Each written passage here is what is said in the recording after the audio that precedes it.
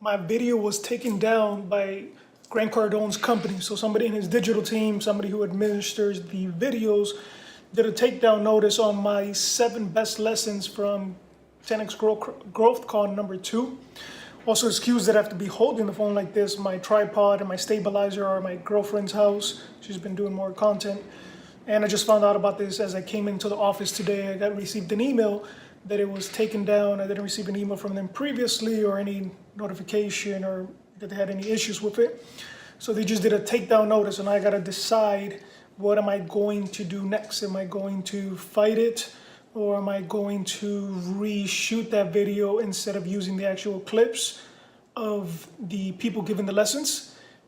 I will go ahead and say the 7 best lessons myself in my own words, even though it really should fall under fair use, because the portion of the speakers that I used was very small in the context of their overall speech or their talk.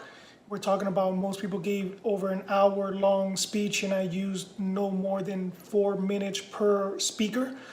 The reason I used their actual clip was I thought it would be more beneficial for you, the users, to actually get to listen to the user saying it, and then I gave my commentary, my social commentary on why I chose that as a lesson and what did I get out of it, right? So it's the whole reflection and commentary on what they're giving as a lesson, and then how I took it and how I interpreted it and how I'm applying that to my business.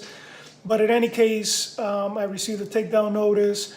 I looked online, there's another guy that his whole channel was taken down because he was posting stuff of Grant Cardone, some of his content. I don't know the extent of how much of Grant's content he was actually posting.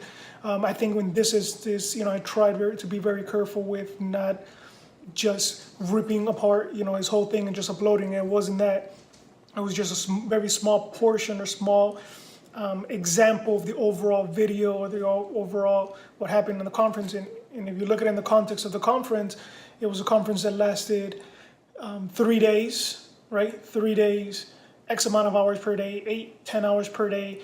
And my video was, 25 minutes long. So in the context of how long is the conference and everything else that goes on in there, we're talking about, less than 1% of what will actually happen in the conference. But anyhow, so I know a lot of people might be wondering, because I see even people asked me during the Growth Conference number 3 in Miami that I also attended. Some people recognized me from the previous video that I did, some of these lessons. They told me that they loved it, that it was really educational, that it gave them information about what to expect for the conference, and if I was going to do a new one for the Miami one. And I said I was. I was actually in the process of working on it right now. It actually takes a very long time to work on it, because I have to really go through all the content, really find pieces of nuggets that make sense, that if I'm not giving you a whole 40-minute thing, does that lesson still make sense in a 2-minute, 3-minute soundbite? And as well as editing it and shooting it, it's a long process. And now I gotta rethink that and see what's going to happen if I can even do those videos. Even though I know a lot of people asked me for it, both in the comments and also while I attended Growth Conference number 3 in Miami.